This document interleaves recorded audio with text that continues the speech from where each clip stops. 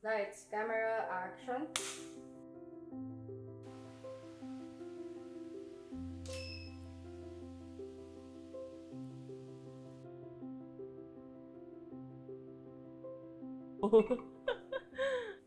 The thing is, Oh.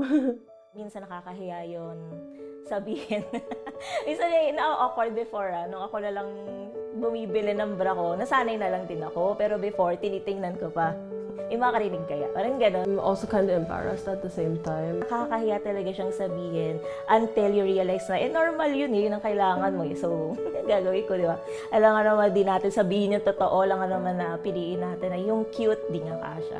Mahirap siya sa una, tanggapin. Kasi bata pa lang ako, grade 4. Nakabra na ako. Yung mga klase ko naka-baby bra. So, naiinggit ako. Kaya sabi ko, Mi, bakit ganun? Bakit ang binibili mo sa akin yung pandalaga? I don't feel a teenager noon. Ang feeling ko, syempre, kung bata ako, grade 4 ako, pero malaki na talaga yung boobs ko. Body changes ko, ang aga niyang nag-start. Hindi mo naman pwede pigilan, hindi mo naman pwede kausapin, uy, wait lang Since when I was in grade school, when it started to develop, really hard to find the bras that actually fit me. So I think it kind of put my self-esteem and confidence a bit down. my boobs is actually one of the things that I like about my body. But isa ako sa matalino doon, top 1, ganun. Kaya nga lang, imbis na ma-appreciate ka for who you are, for what you can do, for who you can be, hindi. Ang makikita talaga ng tao sa'yo is yung mali. So, dun ko, in a very young age, na-realize ko na yun. Kumbaga sa 10 bagay na magaganda na meron ka, yung mali pa talaga yung makikita ng iba. Binaon ko yun sa sarili ko. I did not hate them.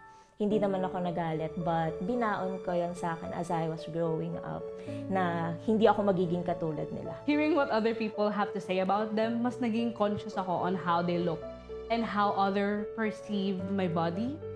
Na parang, the correct word is they over-sexualize it. And I don't know, I just feel like sometimes it's very unnecessary, especially if it comes from people that shouldn't be saying these things, like family members or, you know, getting catcalled on the street. That's not something you want to hear.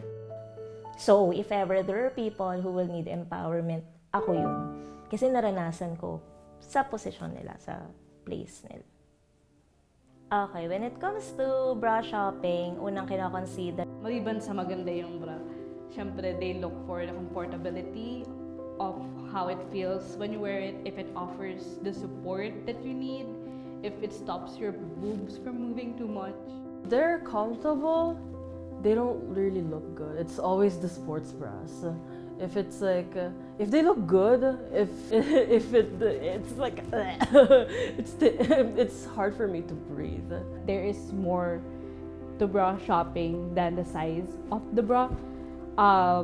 Recently, while I was scrolling in Instagram, I saw this video saying na parang dapat alam mo yung shape din ng boobs mo. And for different shapes that I didn't pay mind to before, there's a specific type of bra that offers the best support. So, yung sa akin kasi, according sa video, teardrop siya.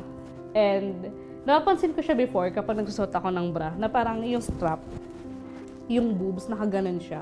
So, yung strap, hindi siya nakakonect.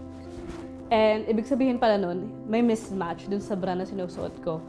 So, dapat pala parang yung bra na sinusuot ko, bralette yung tawag sa kanya. And I think that's not something often discussed. I use online stores, and you know, online stores, it's kind of hard, it's kind of easy to fail with when it comes to sizes. It's not only the bras, but in general, because the measurements may not be accurate.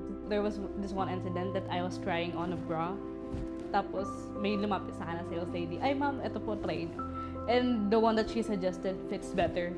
So, I think that's something I really commend. ako for me, comfortability. So, ano yung style ng bra na comfortable ako? Kaya nga lang, ang problem, mahal ang bra. Bras are very expensive. The more na malaki siya, di ba? The more na matibay siya, the more na komportable siya, ang problema is mas mahal talaga siya. Up to thousands of pesos. So for me, bra is an investment.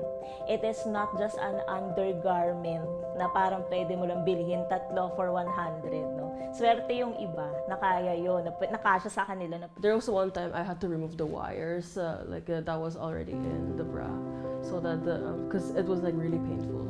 but for me, being a plus size woman, it is an investment kasi ang mahal niya. Hindi ka naman pwedeng bumili lang ng isa.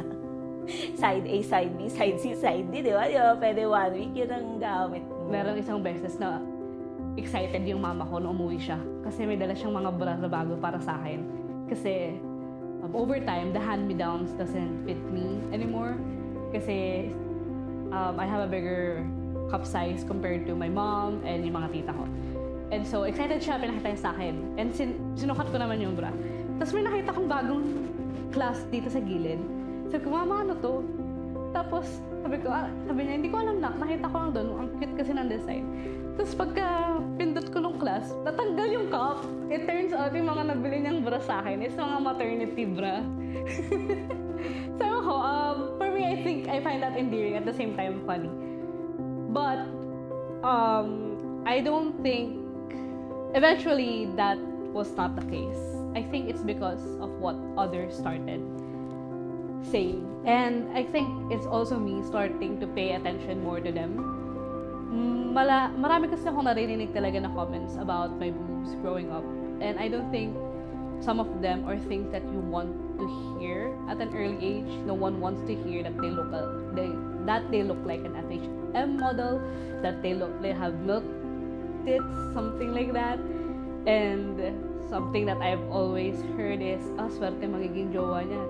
And I never understand it before. And it turns out what they're implying is kapag niyakap daw kasi ako, ramdam agad yung dede ko. So parang, it made me very conscious. And eventually, something that I find, I never thought about too much. Naging something na sobrang pinag-isipan ko na, ano ba yung naiisip ng tao kapag gumagalaw yung boobs ko, kapag naglalakad ako, ganun. To the point na, if you look at some of my photos, eventually makikita niyo yung mga suot ko, mas nagko-cover up ako as much as possible to avoid any unnecessary comments on how my body looks like. Hanggang sa kahit mainit nun dati, naka-jacket ako para lang hindi na gaano makita yung katawan. What people need to understand about plus size women's struggles